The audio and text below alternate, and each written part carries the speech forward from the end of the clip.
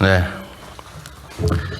튼튼한 안보는 글로벌 초격차 경제 강국으로 도약하기 위한 핵심적인 토대입니다. 평화가 전제되지 않는 성장은 사상 누각에 지나지 않습니다. 현재 우리 국방력은 세계 5위 수준이고 한 해 지출되는 국방비는 북한의 연간 GDP를 크게 앞섭니다. 스스로를 지킬 역량이 이미 충분하지만 각자 도생과 약육강식의 냉엄한 국제 현실에 맞서서 국방력을 한층 강화해야 되겠습니다. 이를 위해 첫째로 미래형 첨단 강군으로 전환을 서둘러야 합니다. 인공지능과 드론 기술 도입을 가속화하고 미래 국방력의 핵심 전략 자산인 핵추진 잠수함 도입에 속도를 내야 되겠습니다. 둘째, 연구개발 예산의 지속적인 확대, 핵심 부품 국산화, 민관 협력 체계 강화 등을 통해서 첨단 국방의 근간인 K방산 육성에 국가 역량을 모아야 합니다. 로봇과 드론, 우주 등의 분야에서 세계 시장을 선도할 미래 신안보 혁신기업 육성에도 박차를 가해야 되겠습니다. 셋째, 군사력에 더해서 국익 중심의 실용 외교로 긴밀한 다자 안보 네트워크를 견고하게 구축해야 되겠습니다. 전쟁에 이기는 것도 중요하지만 전쟁이 나지 않도록 평화를 구축하는 노력도 매우 중요합니다. 특히 무엇보다 중요한 것은 우리 안보는 우리 스스로 책임지고 지키겠다는 견고한 자세입니다. 자주적 국방 의지가 있어야 친구도 우리를 존중하고 동맹도 더욱 굳건하게 유지될 수 있습니다. 한미동맹의 건강한 발전을 견인할 전시 작전권 환수를 차질 없이 신속하게 진행해 주기 바랍니다. 싸워서 이기는 것을 넘어 싸울 필요 없는 평화를 만드는 것이 진짜 강하고 유능한 안보입니다. 한반도 평화와 대한민국의 도약을 뒷받침할 국방력 강화에 총력을 다하겠습니다.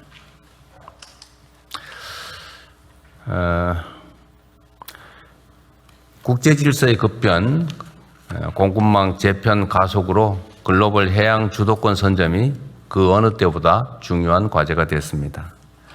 이와 관련해서 우수한 제조업 생태계와 물류 인프라, 단단한 배후지를 갖춘 동남권은 세계적인 해양 경제권으로 성장할 수 있는 충분한 잠재력을 가지고 있는 지역입니다. 특히 앞으로 동북아 해양 주도권 경쟁이 치열해지는 과정에서 동남권의 지정학적 가치는 더욱더 빛을 발하게 될 것입니다. 이를 위해서 동남권에 대한 전략적인 투자를 꾸준하게 이어나가야 되겠습니다. 해수부에 이어서 HMM도 이전이 확정됐습니다. 동남권을 세계적 해양 경제권으로 도약시키기 위해 오래전부터 검토됐던 다른 공공기관이나 기업의 추가 이전도 신속하게 추진해야 되겠습니다. 동남권 투자공사 신설, 항만 항공 인프라 확충, 해양산업 기반 강화 같은 과제도 완수해야 합니다. 동남권이 남부 해양 수도권의 중심으로 거듭나 국토 균형 발전과 해양 강국의 미래를 개척하는 쇄빙선이 될 수 있도록 최선을 다하겠습니다. 중동 전쟁 장기화 등 대외 여건 어려움에도 경제가 빠르게 또 회복하고 성장하면서 올해 명목 성장률이 10%에 육박할 수도 있다는 관측이 나오고 있습니다. 이처럼 달라진 상황을 반영해서 하반기 경제 전략을 세밀하게 수립해야 되겠습니다. 물가 안정에 최우선적으로 주력하고 중동 전쟁 이후 상황 변화도 선제적으로 대비해야 되겠습니다. 양극화 완화 등 구조 개혁 또한 본격 진행해야 됩니다. 올해가 잠재 성장률 반등의 원년이 되도록 재정의 적극적 역할을 바탕으로 치밀하고 속도감 있는 정책 대응을 당부드립니다. 그리고 불효불급한 재정 지출은 과감하게 줄여야 합니다. 국민이 맡긴 세금과 권력을 오로지 국민만을 위해서 제대로 잘 사용하는 것이 바로 우리의 책임입니다. 이상입니다. 이후 회의는 국무총리께서 진행해 주시겠습니다. 네, 현안 토의부터 하겠습니다. 중동전쟁 관련 비상국정운영 및 대응 현황 재경부 산업부 금융위 복지부 외교부 순서로 장관님들께서 발제해 주시기 바랍니다. 예, 재경부 장관입니다. 거시경제 및 물가 대응 현황에 대해서 보고를 드리겠습니다. 종전 협상 이 합의 근접 소식에 국제 유가가 한 열흘도 채 안 되는 5월 18일에 WTI라고 하는 게 이게 104불대였다가 오늘 아침에는 90불, 90센트까지 이렇게 떨어졌습니다. 그리고 브렌트유도 5월 18일에는 112불이었던 것이 오늘 아침 8시 30분 97불대로 이렇게 떨어지는 그런 상황입니다. 그리고 지금 금리도 좀 이제 시간이 지날수록 안정화되고 있고요. 환율은 또 외국인 우리 주식이 높은 그런 상황에 따라서 외국인들이 자기들 자산 구성을 변경하는 과정에서 좀 높은 상황입니다. 주가는 오늘 아침 또 6일 만에 다시 8,000대를 코스피가 돌파를 했습니다. 수출 상황입니다. 수출은 5월 1일에서 20일까지 전체적으로 64.8%가 늘어났습니다. 그 중에서 IT가 반도체 그리고 무선 통신 컴퓨터까지 해서 164%나 증가가 되었고요. 그리고 이제 IT 부분만이 아닙니다. BIT 분야에 있어서도 일반 기계나 선박, 바이오 헬스, 2차 전지 등 해서 19% 증가되고 있기 때문에 수출이 어느 반도체 일방 쏠린 게 아니라는 국민들께 보고를 드리겠습니다. 그리고 주요 나프타도 산업부 장관이 보고 드리겠습니다만 안정화를 이루고 있습니다. 소비 심리가 4월 달에 좀 꺾였다가 5월 달에는 또 다시 반등을 했습니다. 그리고 물가는 주요국 대비 저희들이 안정적으로 관리하고 있습니다만 고유가 장기화로 생산자 물가가 상승하는 부분에 있어서 정부가 적극적으로 대응토록 하겠습니다. 5월 물가도 상방 압력이 있다는 보고를 드리겠습니다. G20에서나 해외 투자자들은 한국 경제가 이렇게 성공적으로 정책적 관리가 이루어지고 그리고 안정적으로 관리되는 것에 대해서는 굉장히 흥미를 많이 가지고 있는 것 같습니다. 그래서 전체적으로 한국 경제에 대한 글로벌 위상이 크게 제고되고 있다는 그런 평가가 많다는 보고를 드리겠습니다. 정부의 대응 방향입니다. 2차 고유가 피해 지원금 등 민생 부담 최소화에 총력을 다하겠습니다. 좀 전에 대통령께서 말씀하신 바와 같이 물가 안정이라든지 서민 생활, 공급망 이런 쪽에 총력을 다하겠다는 보고를 드리겠습니다. 공급망에 있어서는 산업부에서 곧 보고 드리겠습니다만 원유 나프타도 저희들이 안정적으로 확보를 하고 있습니다. 이 외에도 생활 필수 품목인 보건의료, 생필품 등의 나프타를 우선적으로 공급하고 그다음에 차량용 요소수도 즉각적으로 공급을 해서 단기적으로 대응을 하고 있습니다. 그리고 중장기적으로는 공급망 해소를 위해서, 근원적인 해소를 위해서 국내 생산을 늘린다든지 국내 비축을 또 확대하는 문제, 그리고 국내에서 생산이 되기 어렵다면 해외 생산을 늘리는 방안, 그리고 수입을 다변화하는 이런 총체적인 노력을 통해 가지고 경제안보 품목이 의존도를 50% 이하로 우리 정부 내에 낮추도록 최선의 노력을 다하겠습니다. 물가입니다. 물가는 유류세 인하를 2개월 연장을 이미 조치를 했습니다. 그리고 수산물 가격 안정화를 위해서 정부 비축을 늘려서 8,000톤을 방출해서 30% 할인되도록 하겠습니다. 그리고 국민 여러분들이 걱정하시는 돼지고기나 닭고기도 할당 관세 등을 통해서 최대한 안정화 조치를 하겠습니다.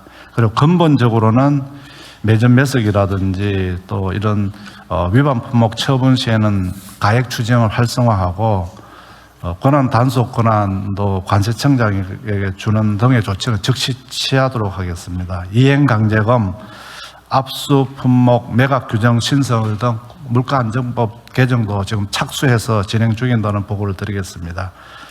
외환 국채 분야에 있어서는 외환 수급 안정 관리를 위해서 저희들이 도입한 국내 시장 복귀 계좌가 24만 계좌가 되고 잔고가 한 1조 9천억 정도 이렇게 복귀했다는 보고를 드리겠습니다. 그리고 선진 국채 시장 편입에 따른 그 외인 자금, 국고채 매수 자금도 144억 불 정도가 들어왔다는 보고를 드리겠습니다. 앞으로 국고채 시장 안정화를 위한 발행 물량 조정 등도 적극적으로 하도록 하겠습니다. 이와 함께 자본시장 선진화도 적극적으로 제도 개선 노력을 하겠습니다. 청년들의 어려움을 겪고 있는 일자리 등을 위해서 청년 유질 확정한 정책을 6월부터 본격적으로 집행하도록 하겠습니다. 모두의 창업 프로젝트는 1차 프로젝트에 6만 3천 명이 참여를 했습니다. 2차도 7월부터 개시하도록 하겠습니다. 그리고 반값 여행, 반값 휴가 등 확대를 통한 친환경 녹색 소비 관광 붐업을 통해서 지역 경제 활성화에도 노력하도록 하겠습니다. 이상 보고를 마치겠습니다. 네, 잘 들었고요. 지금 외환 시장 관련해서 지금 1,500원이 넘었잖아요. 네. 근데 그 주요 원인 중에 하나가 네. 지금 주식 시장에서 외국인 매도, 네. 외국인이 어쨌든 주식을 팔아서 그걸 달러로 바꿔서 나가는 수요가 꽤 있을 것 같아요. 네. 근데 이거는 지금 한국 주식 시장이 3배 정도 지금 오르는 거잖아요. 네, 그렇습니다. 그러니까 외국인 보유 주식의 평가액이 3배 정도 올랐다는 얘기고. 네, 맞습니다. 그래서 이게 지금 그 자기들이 가지고 있는 비중, 네. 그 한국물에 대한 비중이 올라가는 바람에 이제 비중 조정을 하느라고 그런다는 거죠. 대통령 이렇습니다. 저희들이 대통령 취임하실 때가 우리 이제 코스피 총액 한 2,300조 정도 됐습니다. 그런데 지금 이제 주가가 워낙 좋아 이게 한 6,300조라면 4,000조 정도가 늘어났습니다. 그래서 외국인을 단순하게 한 30%만 따져도 1,200조 정도가 외국인이 늘어난 셈입니다. 그래서 외국인들이 한국 자산 평가액이 높아지니까 그 중에서 상반기에 한 110조 정도를 팔았습니다. 한 10% 정도를 리밸런싱이라고 하는데 이렇게 팔다 보니까 팔아서 환전을 하다 보니까 달러에 대한 수요가 정액되고 그래서 지금 일시적으로 이렇게 외환시장이 1,500원을 넘어서는 상황입니다. 네, 경상수지 흑자폭은 되게 늘어나고 있잖아요. 예, 경상수지 흑자폭은 지금 이 1, 4분기에 한 700억 불 정도가 738억 불 정도가 그럼 한 100조 정도 되는 거예요? 730 환율에 따라서 좀 하여튼 한 100조쯤 되는 거죠. 예. 그래서 경상수지가 흑자가 나고 있는데도 불구하고 외국인들 자산 평가도 높아지니까 외국인들 일부를 매각하고 그 과정에서 또 수요가 늘어나고 하는 주는 외국인들의 주식 매각 대금 환전 수요. 네, 그게 가장 큰 요인으로 파악이 됩니다. 일정 시기가 돼서 주가가 안정이 되면 멈추겠네요. 네. 그래서 그나마 그 대통령 다행인 것은요. 외국인들이 삼성전자 주식 이 보유비율이 떨어지고 있습니다.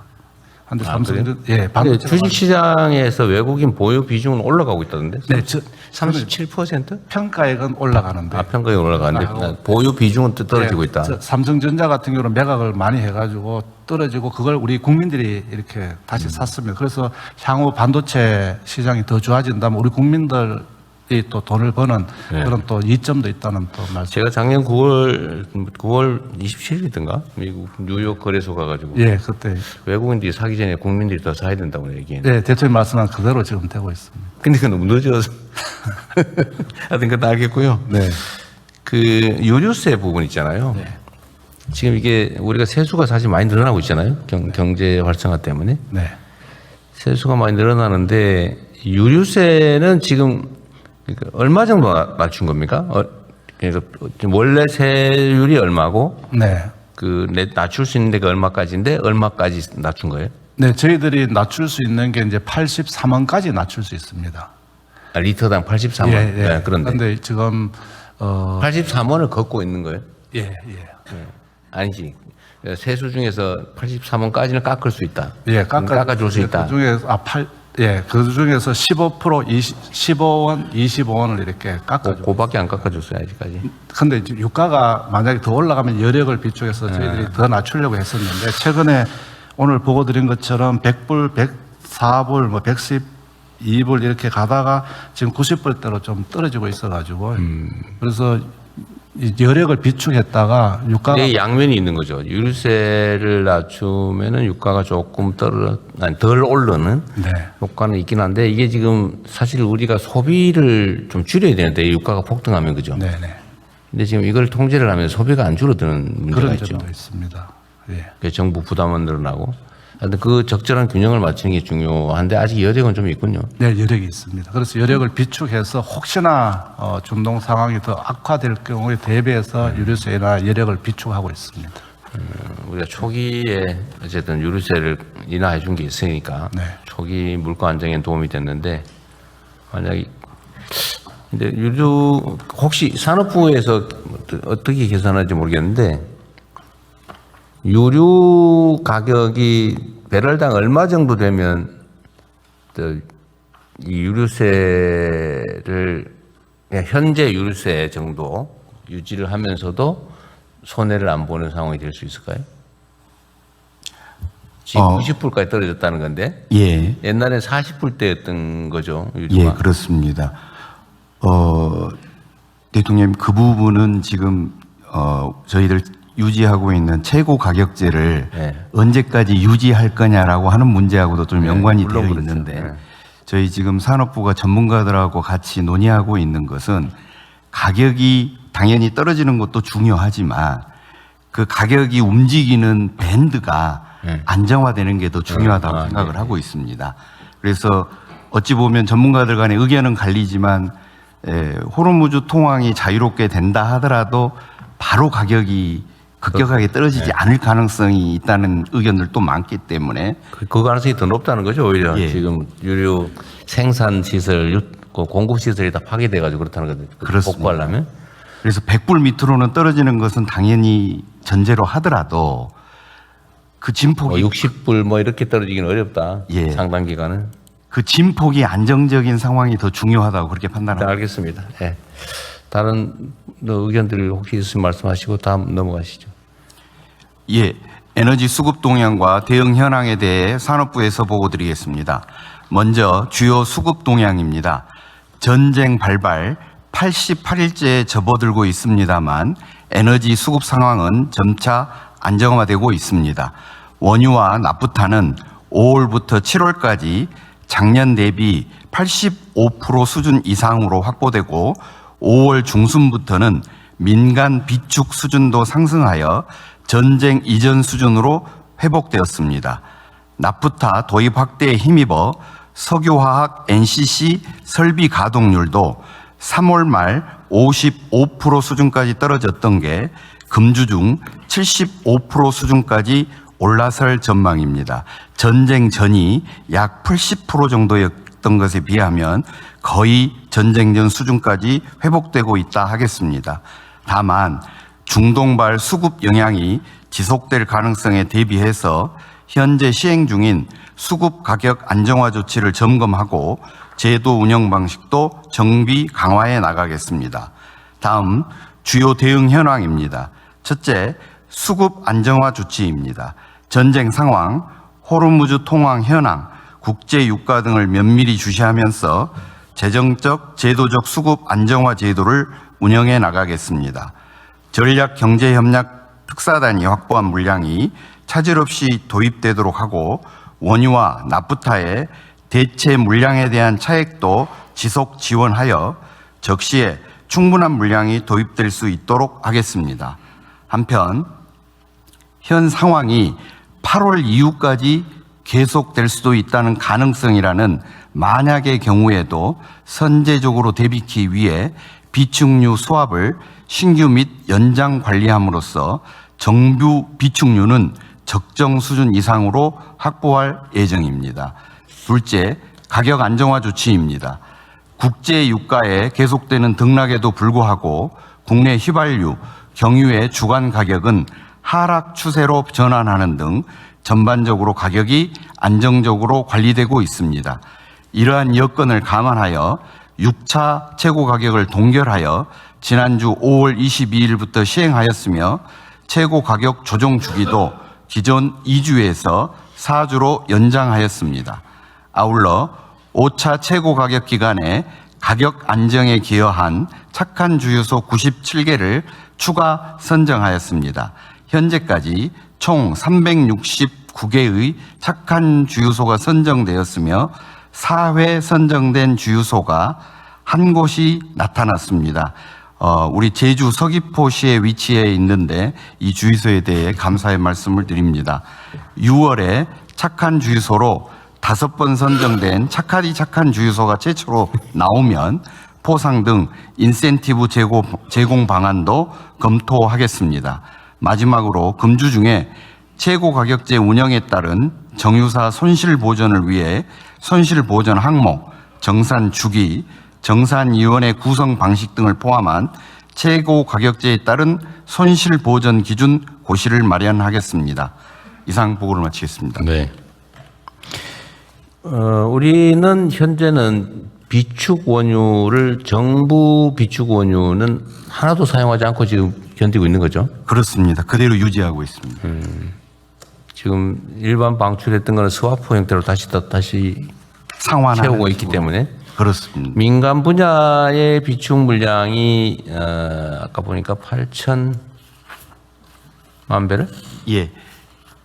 8천만 배럴은 그러면 이게 지금 전쟁 전 보유 물량인가요? 아니면 전쟁 전에는 9천만 배럴 정도 됐었습니다. 9천만 배럴이었는데 현재는 8천만 배럴로 다시 복구를 해놨다 그 말이에요? 그렇습니다. 85%라고 하면 여전히 부족하다는 얘기이기는 하죠. 예. 근데 뭐 그런데 심각한 문제가 생길 정도는 아니지만 여전히 15%는 부족한 상황. 여기서 중요한 것은 우리가 정유사들이 생산하고 있는 휘발유, 경유 등의 석유 제품뿐만 아니라 석유 화학사들이 생산하고 있는 것들의 수출을 계속 유지하면서도 지금 현재 내수를 충족시키고 있다는 게 중요한 점이라고 생각을 합니다. 어쨌든 관리를 잘한 것 같고 민간 분야도 상당히 유능하게 잘 대응하고 있는 것 같네요. 그런데 아까 여기 보니까 7월까지는 85%를 해서 크게 걱정하지 않아도 된다라고 했는데 7월 이후는 어떻게 됩니까? 8월 이후. 원유는 한 60에서 70%가 장기 계약으로 돼서 네. 8월 이후 것도 물량에 대한 예측이 가능합니다만 원유는 지금의 트렌드가 계속 유지됩니다. 그런데 납사는 보통 40일에서 60일 전에 계약이 이루어지면서 그때부터 되기 때문에 8월 이후에 계약 물량이 이제 잡히고 있는 상황입니다. 근데 일반적인 예측은 어떠냐고 말이죠.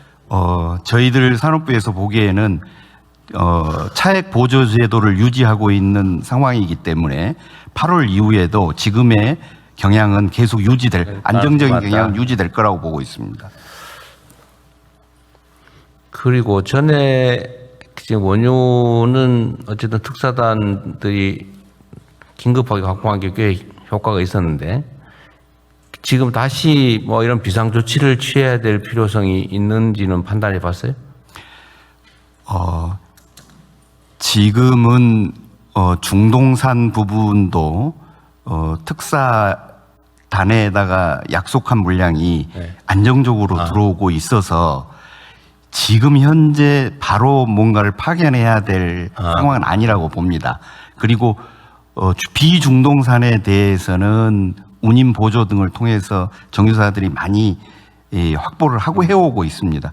다만 또 이러한 상황이 어찌 될지 모르기 때문에 그 부분에 대해서는 급격하게 단기적으로라도 갈 수 있는 준비 태세는 갖춰놓도록 하겠습니다. 네. 알겠습니다. 다른 분들 혹시 의견 있으시면 말씀하십시오. 아니면 다음으로 넘어가시죠. 네, 금융위원회에서 금융안정반 내용 보고드리겠습니다. 국내 금융시장 동향입니다. 먼저 주식시장의 경우 최근 변동성이 다소 확대되던 코스피는 미 이란 간 종전협상 기대감, 반도체 업종 불확실성 완화 등으로 재차 상승세로 전환되어 지난주 금요일에는 7,848포인트를 기록한 데 이어 오늘 다시 8,000포인트대를 재돌파했고 9시 50분 기준으로는 한 8,100선대를 지금 기록하고 있습니다. 잠깐 박스에 나와 있는 국민참여형 국민성장펀드 판매 실적 말씀드리면 지난주 금요일 3주 동안 팔 예정으로 판매를 개시했는데 출시 당일 하루 만에 목표 물량 6천억 원 중 87.1%인 5,224억 원이 판매되었습니다. 시장에서는 사실상 완판이라고 평가하면서 흥행 대성공이라고 이야기하고 있습니다. 온라인 물량도 전체 물량 중 50% 아래로 제한했는데도 한 개사 외에는 모두 마감되었고 일부 증권사에서는 개시 10분도 안 되어 한도가 소진되는 등 반응이 뜨거웠습니다. 그리고 오늘 오전에 나머지 한 개사도 다 마감이 되었습니다. 특기할 만한 사항은 서민용으로 20%를 우선 배정했는데 실제로는 40% 정도를 서민들께서 사가실 정도로 비교적 골고루 판매가 이루어졌습니다. 국민 여러분들께서 소중한 자금을 한국 경제의 미래인 첨단 산업을 키우는 데 투자해 주신 만큼 제대로 된 성장을 만들고 그 과실이 공유될 수 있게 향후 운용에 각별히 신경 쓰겠습니다. 채권 시장의 경우 고유가 등 인플레이션 우려, 주요국 기준금리 인상 전망 등에 따른 글로벌 금리 상승세에 연동되면서 국내 금리도 상승 흐름입니다. 금융부문 대응 상황입니다. 민생 실물경제 지원을 위한 정책금융지원 프로그램 8.2조 원 원활히 집행되고 있습니다. 현장 금융회로 해소 위한 릴레이 간담회 네 번째 순서로 지난주 목요일에 제 주제로 해운업 금융권 간담회를 개최해서 지원 방안을 발표했습니다. 호르무즈 해협 내 대기 중인 중소중견 국적선사 선박 10척에 대해서는 해외 재보험사가 보험 제공을 거부하더라도 국내 보험사가 공동 인수하는 방식으로 최저 요율 수준의 전쟁 보험을 지원하기로 합의하였습니다. 아울러 선박펀드 지원 대상과 규모도 확대합니다. 은행권을 중심으로 피해기업 등 대상 28조 원이 지원되고 있으며 업권별 상생금융 노력도 지속 중입니다. 금융시스템 안정을 위한 채권 자금 신장 안정 프로그램도 5.4조 원이 착실히 집행되고 있습니다. 에너지 대전환을 금융 측면에서 뒷받침하기 위해 금융권과 오늘 회의를 소집해 에너지 분야 생산적 금융 추진 현황을 점검합니다. 이와 같이 중동 전쟁의 위기를 기회로 바꾸기 위한 체질 개선 노력도 계속해서 강화해 나가겠습니다. 이상 보고 마치겠습니다. 네. 그 국민성장펀드가 6천억인데 사실 규모로 치면 그렇게 많아 보이지 않은데 어떠세요? 네, 이게 그 당시 이게 설정할 때는 그 과거에 뉴딜 펀드가 한 1,400억 원 정도 했거든요. 그러니까 그거 한 4배 정도 됐고, 그때는 또 이 세제 같은 것들이 확정이 되지 않은 상태였고, 그다음에 주식시장이 또 이런 정도로 또 활성화되는 것들이 이제 가만히 안 돼서 그 당시에는 그 6천억조차도 시장에서는 좀 도전적인 거 아니냐 뭐 그런 부분이었는데 지금 현재 상황은 말씀하신 대로 다 이제 소화가 되는 상황이 좀 바뀌었습니다. 특히 앞으로 이게 우리나라 경제 구조도 자산 중심으로 바뀌게 될 가능성이 많잖아요. 금융과 자산 중심으로. 그러면 이게 소위 소득 격차도 문제인데 자산 격차는 지금 더 문제고 앞으로는 더 심해질 거다. 자산 분야에서의 격차가.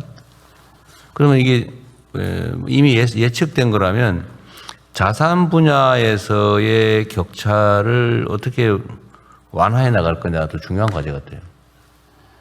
지금 사실 주식시장도 이게 대형 우량주 가지고 있는 사람들은 되게 막 10배, 막 20배 이렇게 올랐는데 아예 주식을 아예 안 가지고 있으면 사실은 완전히 또 배제돼서 주식 자산을 가지고 있냐 아니냐로 차이도 확 벌어지고 있잖아요, 지금. 그럼 이걸 어쨌든 조금 완화해야 되는데 이 국민성장펀드가 어쨌든 서민들한테 우선 배정을 좀 했는데도 불구하고 지금 20%인데 40%가 실질적으로 갔다 그 말이군요. 그러니까 또 관리도 잘해야 되겠죠. 맞습니다. 네. 그러기 위해서 손실 20% 뭐 재정 우선 부담. 근데 그건 하더라도 그건 손해 볼 때 얘기고 이익이 뭐 은행 이자보다도 뭐 그 정도밖에 안 나왔다 이러면 좀 곤란한데.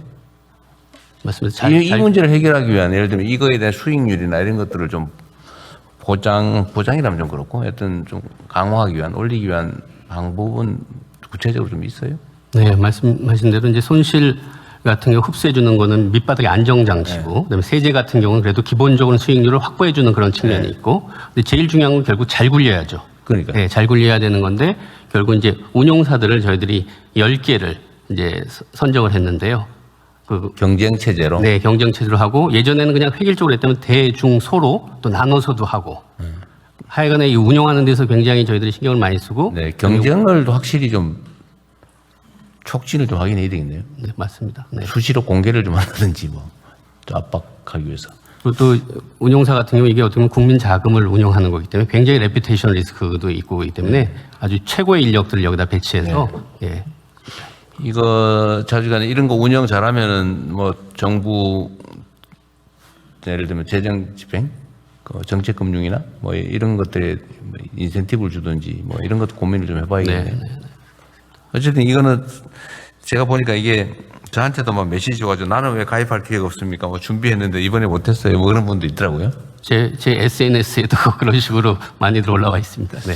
근데 여기 기대가 이제 꽤 있는 거예요. 네. 이게 아마 주식시장 화랑을 보면서 좀 배제됐던 또 소외감을 느꼈던 분들이 여기서 기회를 좀 찾아보겠다는 생각도 있으신 것 같은데, 근데 그런 면들을 고려해서 이게 정말로 뭐 크지는 않겠지만 자산 격차를 조금이라도 완화하거나 아니면 격차 확대를 좀 줄이는데 기여했으면 좋겠어요. 운영을 정말 잘해야 되겠다는 거죠. 네. 네. 네, 뭐 그렇게 하시죠. 네, 보건복지부 장관입니다. 민생복지반 보고 드리겠습니다. 생계위기 및 의료제품 수급 동향입니다. 생계위기 상담, 긴급복지 신청 건수는 최근 11주간 증가하는 동향은 없습니다. 지속 모니터링 하겠습니다. 주사기 등 의료제품의 최근 수급 상황은 안정 추세로 공급 불안 의료기관의 접수 건수도 감소하였습니다. 대응 방안입니다. 취약계층 사각지대를 계속해서 선제적으로 발굴 지원하는 중으로 5월 3주 기준으로 복지위기 가구는 14만 6천여 명에 대해 조사해서 7만 명에 대한 지원을 하였습니다. 고독사 위험자도 1만 7천여 명에 대해 조사를 진행하여 8,900여 명에 대해서 지원을 하였습니다. 고유가 피해 지원금 지원도 행안부와 함께 차질 없이 추진하는 중입니다. 5월 22일 기준으로 1차 지원 대상자는 95.2%, 2차 지원 대상자는 75.9%가 신청하여 지원하였습니다. 신청 기간은 7월 3일까지입니다. 일자리 안정을 위해서는 중동전쟁 피해 우려 업종의 밀집 지역 8개 시도에 대해서 지역산업 맞춤형 일자리 사업 예산을 130억 원을 지원할 예정입니다. 노동부 장관 주재로 비상고용 노동상황 점검회의를 지속하면서 현장 애로사항을 점검하는 등 업계의 고용 동향을 모니터링하고 지원 방안도 강구하도록 하겠습니다. 의료제품 수급 관리를 위해 산업부와 협업하여 의료제품 제조업체에 5월에도 평시 수준의 원료를 우선 공급 중입니다. 소변백 등 관련 업체에서 제기하고 있는 수급 불안 우려 품목에 대해서도 원료를 우선 공급하고 있습니다. MRI용 헬륨 수급 불안 우려에 대해서도 점검한 결과 국내 MRI는 90% 이상이 헬륨을 보충할 필요가 없는 최신 기종이고 또 전체 헬륨 수입 상황도 큰 변동이 없어서 안정적인 상황임을 확인하였습니다. 민생 상황과 의료제품 수급 상황을 모니터링하며 적극 지원하고 대응하겠습니다. 이상 보고를 마치겠습니다. 네. 보건복지부가 일상적인 위기 관리를 잘해 주셔야 되잖아요. 네. 특히 이렇게 상황이 어렵고 이러면 뭐 극단적 선택을 하거나 아니면 뭐 범죄가 늘어나거나 어쨌든 살기 어려우니까 팍팍하니까 그런 일들이 벌어지니까 조금 어쨌든 소외되는 데가 없는지 잘 살펴주시기 바랍니다. 네, 그러겠습니다. 일선 공무원들의 마인드나 이 태도가 중요한데 어쨌든 그거는 결국 우리가 어떻게 하느냐에 달려 있겠죠. 어떻게 뭐 일일이 시킬 수도 없고 결국 마음의 문제인데 결국 우리 장관님들이나 또는 우리 고위 공직자들이 어떤 마인드로 일을 하느냐에 따라서 그게 아마 아래쪽으로 영향을 많이 미치니까요. 그래서 신경 써주시기 바랍니다. 네. 외교부. 예, 해외 상황 관련 보고 드리겠습니다. 미국과 이란은 종전을 위한 양해각서 체결을 논의 중이며 해당 양해각서 초안에는 60일 휴전 연장, 호르무즈 해협 재개방, 향후 핵 프로그램 관련 추가 협상 진행 등이 포함된 것으로 알려졌습니다. 양측이 이란의 고농축 우라늄 폐기에 원칙적으로 합의했다는 보도도 있으나 이란 내 강경 진영은 이에 반대하고 있으며 트럼프 대통령은 합의 불발 시 강력한 전투가 재개될 것이라고 하는 등 지속 압박하고 있습니다. 또한 미국 중부사령부는 오늘 오전 8시경 한국 시간 이란 남부의 미사일 발사대와 기뢰 부설을 시도하는 이란 선박을 공격했다고 밝히면서 이는 자위권 행사 차원이라고 설명하였습니다. 다만 현재 휴전이 붕괴된 상황은 아니라고 하여 이러한 상황이 양국 협상 동향에 미칠 영향과 실제 합의 타결 여부 등을 예의주시하고자 합니다. 에너지와 핵심 원자재 공급망 관련 재해공간을 통해 대체 수급선 발굴을 위한 2차 전수조사를 진행하였으며 주요 파악된 내용을 우리 기업과 지속 공유 중입니다. 또한 지난번 정유 석화업계가 함께 참여하는 화상회의를 미주 지역을 대상으로 개최한 데 이어 유럽, 아프리카 지역 재해공간도 회의를 개최하여 시장 동향과 업계 애로사항, 공간별 대응 현황을 점검하였습니다. 아주 지역 공간과도 후속 회의를 이어가며 현장 중심 지원을 강화해 나가겠습니다. 마지막으로 재국민 보호 조치에 관해 보고 드리겠습니다. 현재까지 접수된 우리 국민의 직접 피해는 없습니다. 외교부는 앞으로도 현지 정세를 예의주시하면서 재국민 보호를 위한 노력을 계속해 나가겠습니다.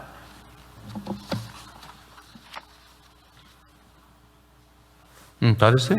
네. 끝났다는 얘기를 안 해가지고. 네, 다음 무슨 말씀하실까 기다리고 있었습니다. 어쨌든 중동 상황은 그렇고요. 결국 산업부나 이제 다른 부처들이 그리고 기업들과 협력해서 해결해 나가겠지만 어쨌든 외교부에서 어쨌든 미리 가서 뭐라 그럴까 선발대로 현장 상황 잘 체크하고 그 분위기 조성하고 하는 게 중요하죠. 예, 대단해요. 공급선 다변화도 중요하고 그리고 외교부는 전에 제가 취임 직후에부터 말씀드렸던 외교 공간을 문화와 그 기업 산업 진출의 교두보로 만든다. 네. 이 일은 계속하고 있겠죠? 예, K 이니셔티브 정책에 따라서 네. 거점 공간을 지정하고 관련 공공기관들까지 참여하는 협업 체제를 지금 구축하고 있습니다. 네.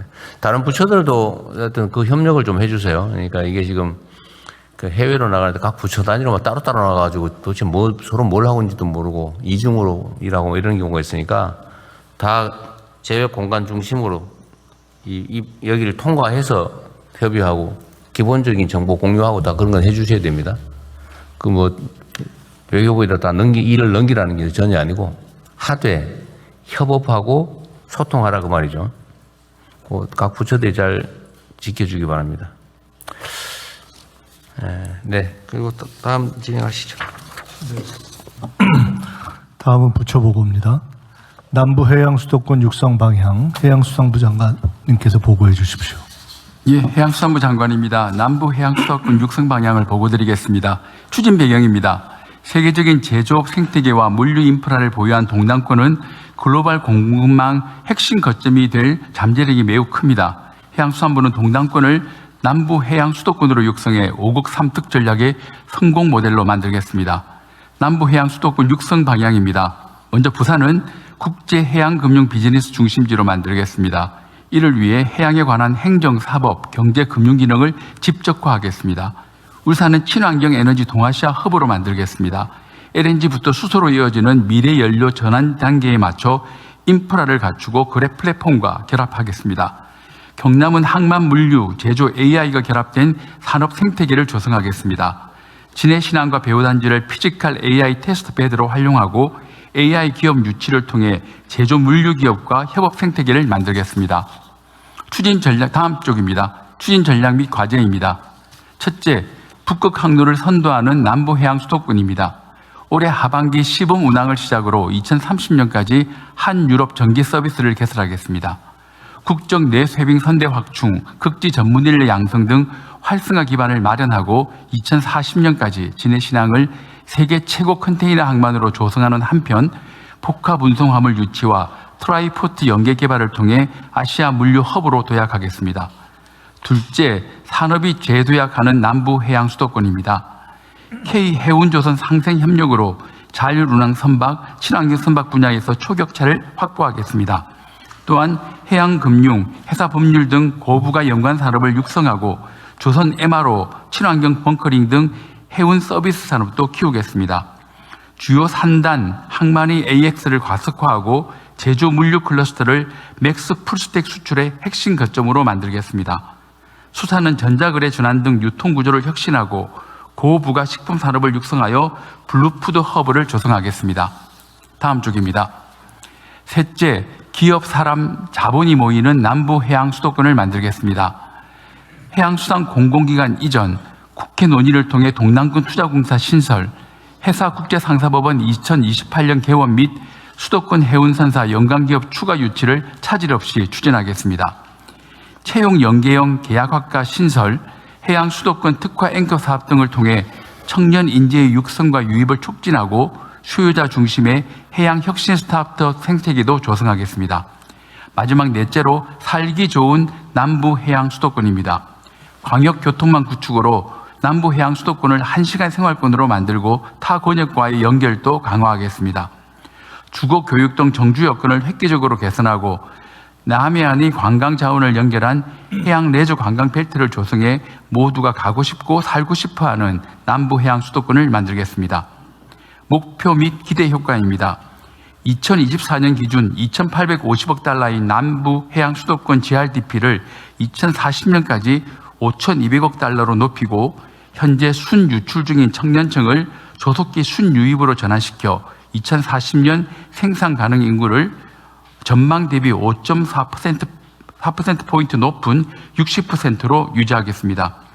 해양수산부는 국가 균형 발전이 국가 생존 전략임을 깊이 새기며 남부 해양 수도권 완성에 최선을 다하겠습니다. 이상 보고를 마치겠습니다. 네. 자료 준비는 잘 된 것 같네요. 지금 좀 어렵긴 한데 7, 8월은 지금 쇄빙선 없이 북극 항로로 유럽을 갈 수 있다는 거죠. 예, 8, 9월이 좀 더 안. 8, 9월이? 예, 그렇습니다. 1년에 2달 정도 현재는 쇄빙선 없이 가는 거? 예, 3개월까지도 가능하다고 지금 전망을 하고 있습니다. 올해도. 예. 7, 8, 9. 8, 9는 안전하고? 예, 8월, 그래서 저희가 지금 시범운항을 8월 말에 출발해서 네. 50일간 하려고. 지금 8월 말부터? 예. 이상하네. 7월이 더 따뜻하지 않나? 녹는 그 시간. 녹는 시간 때문에 내가 녹는 시간이 있고 어느 시간이 있으니까. 그렇군요. 러시아하고 우크라이나 전쟁 때문에 지금 현재 상황이 쉽지는 않은데 어쨌든 현재 상태로 가능한 범위 내에서는 러시아와의 소통 협력도 최대로 잘해야 되겠죠. 네, 그렇습니다. 러시아하고도 관계를 잘 가져가야 되고, 그 다음에 대러 제재 문제가 있기 때문에 네. 미국하고 EU와도 계속 지금 외교부를 통해서 협의를 하고 있습니다. 네. 어쨌든 해수부가 할 일도 많으니까 잘 챙겨주시고, 그 다음에 어쨌든 해수부가 부산으로 극히 예외적으로 간 거잖아요. 그건 각별한 의미가 있으니까 어쨌든 동남권 중심에 어쨌든 해양 수도 건설이라고 하는 이 정부 방침은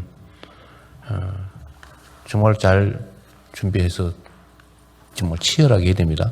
그렇게 하겠습니다. 이게 대한민국이 이게 전부 서울, 경기, 인천 막 그 근처로 다 몰려가지고 이제는 방법이 없는 상황이 돼 가잖아요.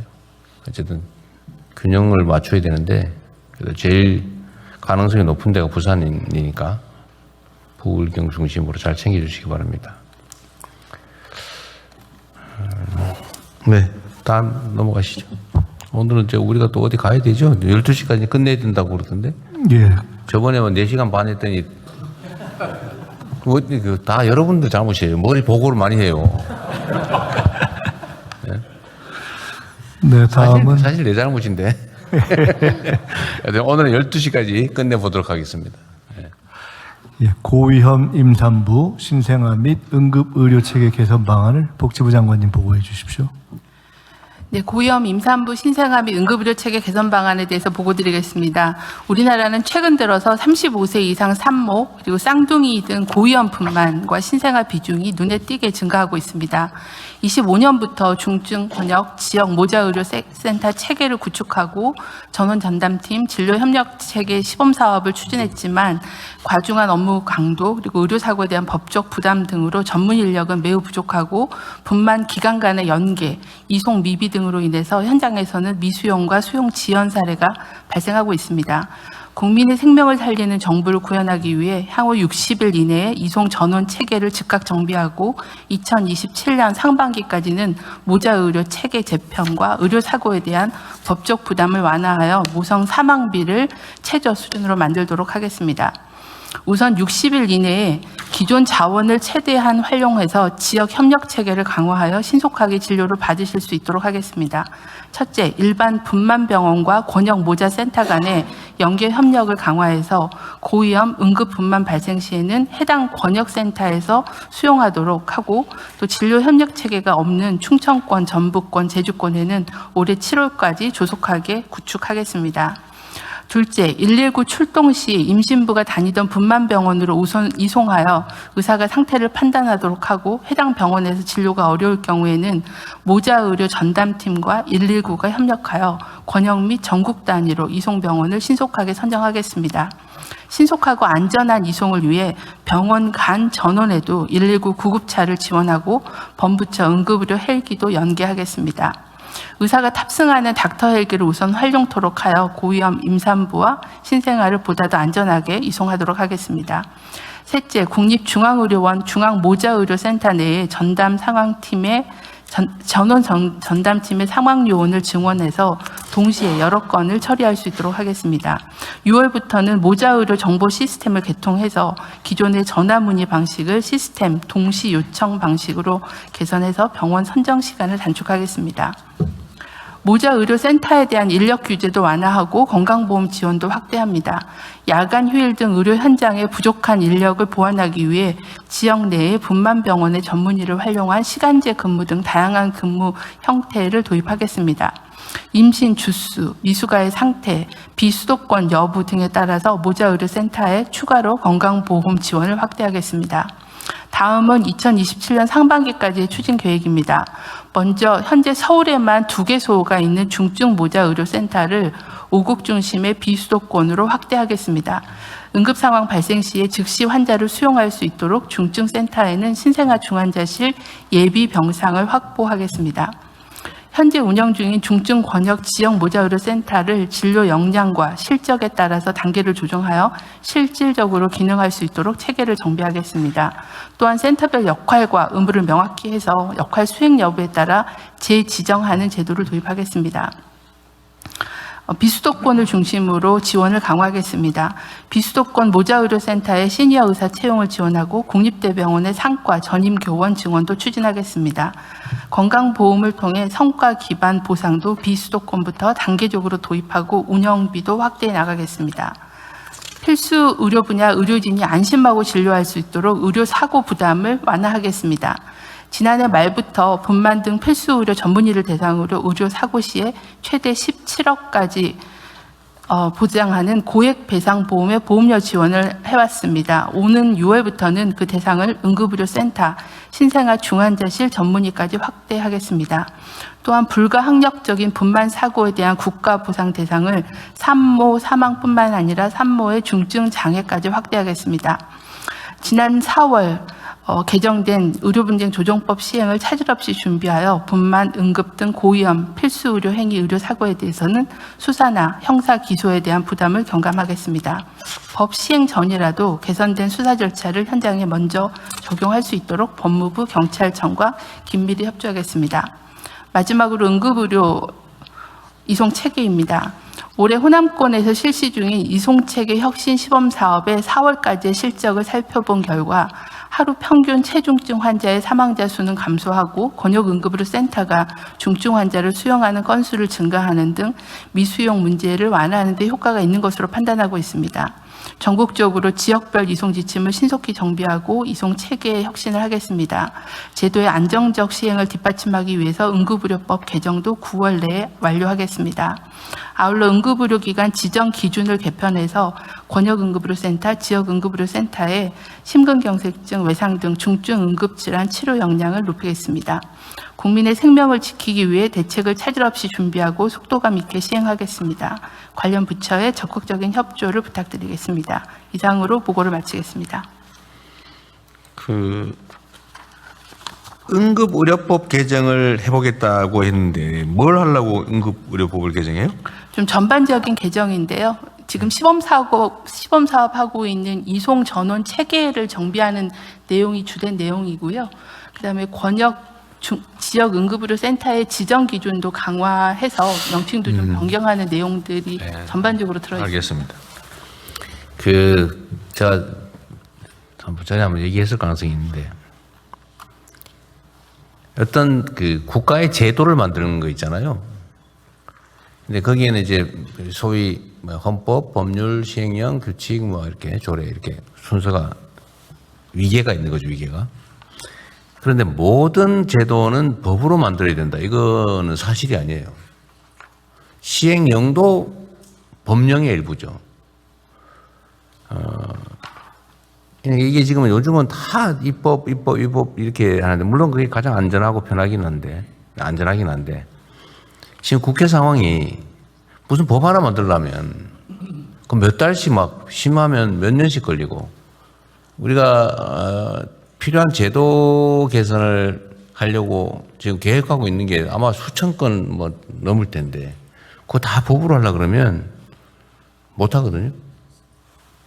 그런데 원래 우리 법제처가 언제 한번 각 정부 기관들에 설명을 한번 해주면 좋겠는데. 예, 그러도록 하겠습니다. 그리고 현재까지도 법무부가 해도 되고, 법제처가 해도 되는데, 법제처가 하는 게 나을 수도 있겠네.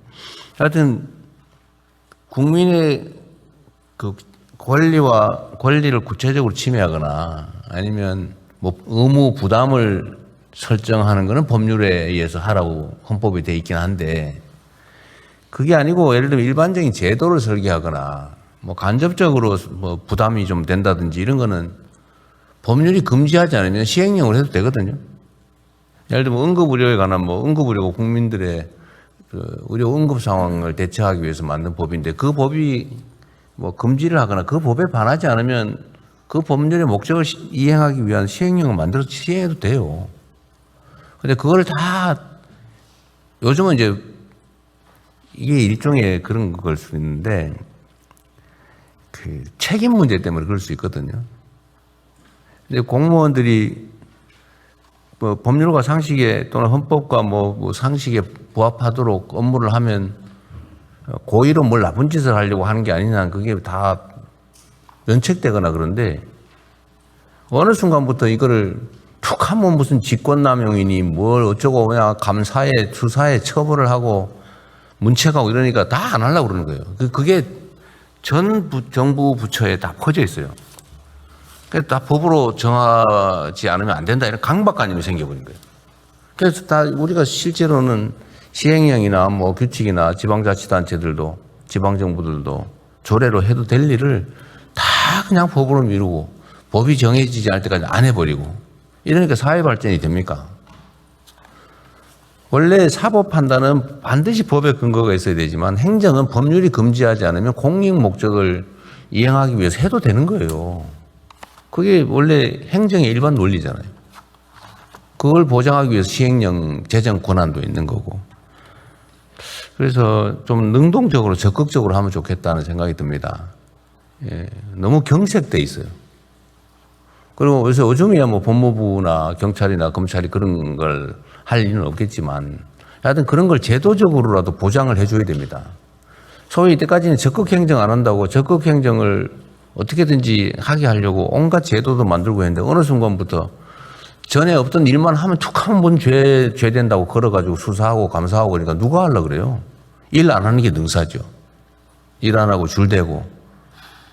열심히 일해서 성과 낸 공직자들이 평가받아야 되는데, 열심히 하려고 그러면 꼭 무슨 감사하니, 직권남용이라 그러고, 일만 시키면 직권남용이래요, 도대체. 이래가지고 뭔 일을 하겠어요. 어쨌든 우리라도 좀 벗어나기로 하고, 하여튼 내가 이거 뭐 복지부한테 뭐라 그러는 건 전혀 아닙니다. 평소에 내가 생각하던 건데, 하여튼 입법이 너무 많아요. 그 한번 법률 만들면 그렇게 어렵고 또 바꿀라 해도 그렇게 어려운데 그걸 다 법으로 해놓으면 어떡하자는 거예요. 그래서 꼭 법으로 해야 되는 게 아니면 가능한 범위 내에서는 좀 시행령이나 아니면 뭐 업무 지침이나 옛날엔 다 업무 지침으로 했어요. 요즘 법이 너무 많아서 그렇지만 옛날에 뭐 특별히 문제되지 않은 것 같으면 다 무슨 그냥 각 부처의 장관 지침이나 아니면 뭐 시행 지침이나 이런 걸로 했죠. 근데 그것도 좀 부담스러우면 아예 시행령이든 각부 규칙이든 이런 걸로 하세요. 너무 시간 많이 걸립니다. 이 역량 소모예요. 그리고 법전이 너무 두꺼워지고 있어요. 이제 다른 부처들도 다 마찬가지로 좀 신경 써주시기 바랍니다. 너무 느려서 그래요. 우리가 해야 될 일이 산더미 같은데 그 국회에 매달려가지고 일단 입법으로 방침을 정하면 국회가 할 때까지 아무것도 못하고 대기하잖아요. 국회에 지금 쌓여있는 법안이 저더니 몇 개인데 아마 우리가 기획하는 바대로 계획이나 변화를 만들어내려고 하고 또 그걸 지금까지 했던 방식으로 입법으로 다 처리하고 지금 현재 국회가 현재의 모습을 계속 유지 않으면 일 못합니다. 수없이 해야 될 일이 얼마나 많은데 그거 언제 하겠어요? 각별히 유념해 주시기 바랍니다. 네, 다음은 2026년 하반기 경제성장 전략 주요 골자 재경부 장관님 보고해 주십시오. 예, 그 금년 1월 9일 날 금년도 이제 경제성장 전략을 발표하고 이제 하반기에 이를 수정 보완한 하반기 경제성장 전략을 마련 중에 있습니다. 상반기에 대한 평가입니다. 상반기 평가 작년 하반기 이후에 이제 회복세를 유지하다가 전쟁이 나면서 사실은 덜 꺾였었습니다. 이 회복세가 꺾이지 않을까 했는데 지금 평가해 보면은 그럼에도 그런 어려운 여건 속에서도 우리 경제는 탄력을 받고 있다 이렇게 평가가 됩니다. 특히 몇 번 보고 드린 것처럼 1, 4분기 그 성장률이 OECD 국가 중에서는 최고를 이루고 있는 상황, 수출이 또 아주 좋은 상황, 그다음 정시도 아주 좋은 상황, 전반적으로 이렇게 상황이 굉장히 저희들은 좋다고 평가를 합니다. 좀 미안합니다. 아까 법제처장이 뭔 얘기하려고 그랬는데 내가. 아니, 현재 지금 국정과 제2법 중에서 재정 법률로 준비했던 게 49건이 있는데 지금 부처 간 협의해서 25건은 개정으로 가려고 하기로 했습니다. 야, 재정이 아니고 개정하는 걸로? 네. 그리고 뭐 어차피 중간에 끊은 김에 내가 하나만. 네. 그 복지부 있잖아요. 네. 전에 제가 그 그러니까 부부 교육이라면 좀 그렇고 부부 상식, 부모가 예를 들어 아이를 어떻게 길러야 되나? 네. 그런 얘기 한번 한 일이 있는데 예. 아무도 가르쳐 주지 않는다. 네. 그 문제거든요. 아이들 교육하는 게 얼마나 중요한데. 네. 아이들 때리면 어떤 일이 벌어지는지를 잘 모르잖아요. 네. 아이들이 흉기를 가지고 놀잖아요. 총, 칼 들고 놀고. 그게 어떤 영향을 미치는지 예를 들면 네. 부부간에도 새로운 사람 만나가서 할 때 어떤 게 가장 파탄을 불러오는지 사실 조금만 조심하면 되는 건데 네. 이게 오해 때문에 남녀 사이에 그 좀 차이가 있잖아요. 그죠? 네. 이런 거를 좀 알려주자 네. 했더니 저번에 누가 기획을 해왔는데 엄청난 거작을 만들어 와가지고 이거 과연 법으로 허용되냐, 이게 타당하냐, 재정을 어떻게 뭐 이런 고민을 하고 있더라고요. 어디 보니까. 그렇게 하지 말고 네. 쉽게. 네. 요즘 그런 거 재미있게 하는 거 있죠. 예를 들면 이렇게 인터넷으로 이렇게 띵 누르면 어떤 게 뭐 재미있게 이렇게 약간 반응형으로. 반응하고 뭐 이렇게 점수 올려주고 이런 거 있잖아요. 그런 걸 하나 만들든지 아니면 민간에다 요청을 하든지 그거 끝나면은 여기 상품권 뭐 이런 거 하나 네. 뭐 준다든지 이런 게 쉽게 너무 어렵게 하지 말고 예. 우리가 각 부처에다 뭐 얘기를 하면 막 엄청난 거작을 만들어 와요. 이렇게 뭐 이렇게 좀 그러지 말고 좀 쉽게 할 수 있는. 저희가 아동수당 신청할 때 그런 부모 교육을 받도록 하는 그런. 그러니까 얘기- 그렇게 하니까 왜 나는 그냥 받을 건데 왜 강제로 시키냐 예. 그런 얘기가 나온다고요. 그러니까 좀. 그럼 그 법으로 바꿔야 되는 거 아니야? 그럼 이게 타당한 거야? 뭐 이렇게 가는 수가 있어. 그래 하지 말고 그냥 쉽게 예, 쉽고 다양한 컨텐츠를 좀 한 재밌게. 군데서 볼 수 있게 여러 부처가 갖고 있는 컨텐츠들도 많이 있더라고요. 그래가지고 뭐 그런 거 하면 뭐 예를 들면 요새 유행하는 상품권 한10,000 원짜리 한 2만 원짜리 주든지 고득점하면 3만 원짜리 주고 뭐 이런 거 있잖아요. 동기부여와 인센티브를 그거 좀 재밌게 결합해보겠습니다.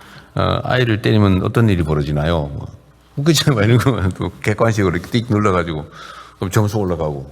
네, 예? 뭐 이 예를 들면 네, 너무 부담 갖지 말고 하고 싶은 사람만 하게. 네, 예. 좀 그런 거 한번 고민해 봐 주세요. 네, 그러겠습니다. 뭐든지 쉽게. 근데 이거 해야 돼요. 네, 이게 사람이 죽고 사는 문제일 수도 있는데 이 공공 영역에서 이런 너무나 상식적인 얘기들을 정보 제공 안 해주니까 이상하게 왜곡돼 가지고 정말 끝장 보고 그러잖아요. 전에 한번 보니까 게임을 좋아해가 아이를 집에다가 혼자 내비두고 뭐 PC방 가서 게임하다가 어쩌고저쩌고 그런 기사 나는 일도 있어요. 그런 사례가 있었습니다. 그러니까 그거는 몰라서 그럴 수도 있거든요. 나빠서 그럴 수도 있지만 그런 걸 좀 쉽게 고민하면 좋겠어요. 실용적으로. 너무 거창하게 하지 말고. 네, 미안합니다. 아주 아시죠? 예, 이어서 하겠습니다. 이렇게 이제 경제 상황이 중동 전쟁에도 불구하고 이렇게 좋은 상황을 왜 그러냐 이렇게 저희들이 평가해 보면은요, 외부 충격에 대해서 대통령님을 중심으로 한 비상경제 대응 체제를 적극적으로 가동해서 정책 대응이 신속했다.